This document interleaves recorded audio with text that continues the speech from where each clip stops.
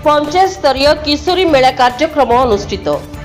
कलाहांडी जिला कोकसरा block ICDS तरफ बड़ बोड़गड़ा ग्राम पंचायत रयनगुड़ा हाईस्कल ठारे किशोर बालक किशोर बालिका मानकु नहीं पंचायत स्तरीय किशोरी मेला कार्यक्रम अनुष्ठित होइतिला।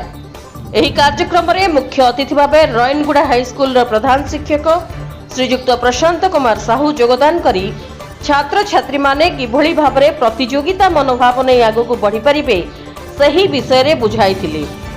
एही कार्यक्रम रे कोकसरा ब्लॉक सीडीपीओ दायित्व रे थिबा लडुगुआ महिला परिदर्शिका श्रीमती सोनिया हेम्ब्रम परिचालना दायित्व नहीं सुचारू रूपे परिचालना करिथिले एवं बाल्य विवाह किपरि रोका जाई परिबो सही विषय रे छात्र छात्री मानकु सचेतनतार बार्ता देई बुझाइथिले।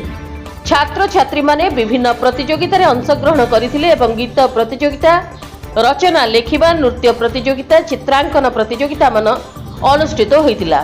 एथिरे प्रथम, द्वितीय, तृतीय स्थान अधिकार करिथिबा छात्र छात्री मानकु पुरस्कार प्रदान करा जायथिला। एही कार्यक्रम को रयनगुड़ा हाईस्कल सह शिक्षक श्रीजुक्त लक्ष्मीधर सेनापति और शिक्षक माने एवं अंगनवाड़ी कर्मी माने तुलसी बेसरा, शकुंतला ढंगड़ा माझी, जमुना बाग, दिलेश्वरी बेसरा, रोहितांजलि बाग प्रमुख अंगनवाड़ी दीदी माने उपस्थित रही साहाय्य सहयोग करथिले।